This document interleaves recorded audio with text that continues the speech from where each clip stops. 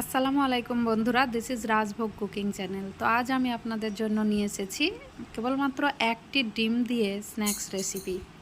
তো আমি এখানে নিয়ে নিয়েছিলাম একদম ছোট সাইজের 3টে আলু এবং একটা ডিম, যেটাকে আমি সুন্দরভাবে সিদ্ধ করে নিয়েছি। এবার আমি কড়াইতে বসিয়েছি তেল গরম হয়ে গেলে আমি এখানে দিয়ে দিচ্ছি গোটা জিরে, কালো জিরে, দিয়ে দেব সামান্য পরিমাণ সরিষা, গোটা সরিষা। তো এবার আমি শুকনো লঙ্কা দুটো দিয়ে দিচ্ছি। এবার আমি দিয়ে দেব কাঁচা লঙ্কার কুচি। এরপর আমি দিয়ে দিলাম পেঁয়াজ কুচি। আমার পেঁয়াজ কুচিটা দেওয়া হয়ে গেলে এবার আমি এটাকে নেড়ে চেড়ে ভেজে নেব। তো আমার এখানে মোটামুটি একটা ফ্রাই যখনই হয়ে আসবে তখনই আমি এটাকে উঠিয়ে নেব। তো আমার মোটামুটি এখানে ফ্রাই হয়ে এসছে। তো এবার আমি এটাকে উঠিয়ে নেব। তো আমি একটা থালা নিয়েছি, থালাতে এবার আমি পেঁয়াজের ভুনাটাকে উঠিয়ে নিলাম।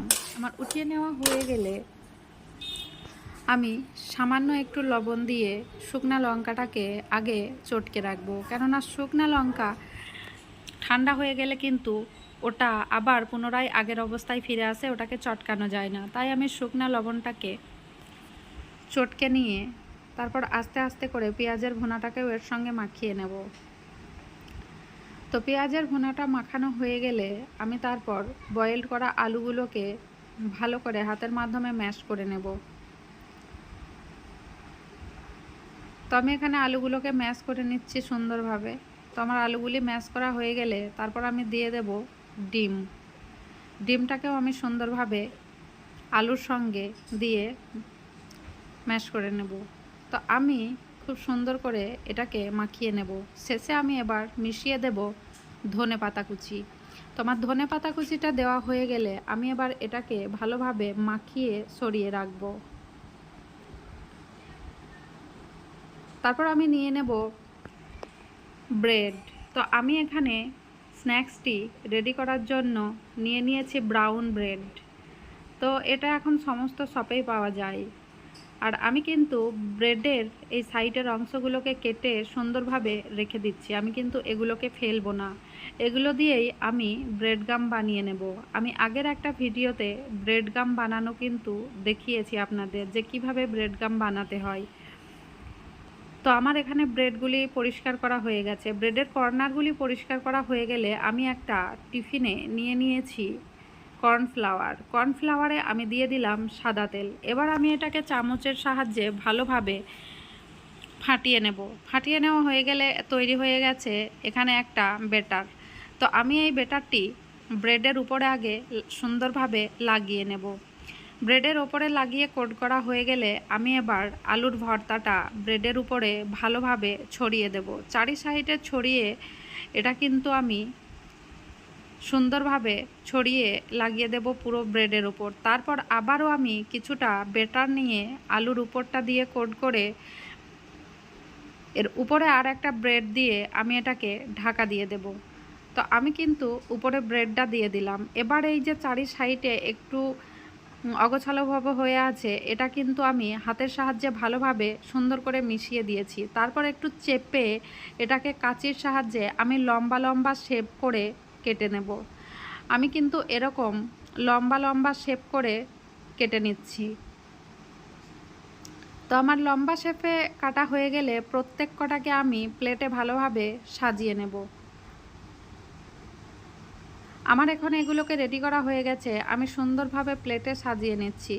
সবকটাকেই আমি ওই একইভাবে লম্বা করে কেটে সাজিয়ে নিলাম। তো আমার কিন্তু সবকটা ব্রেড রেডি হয়ে গেছে।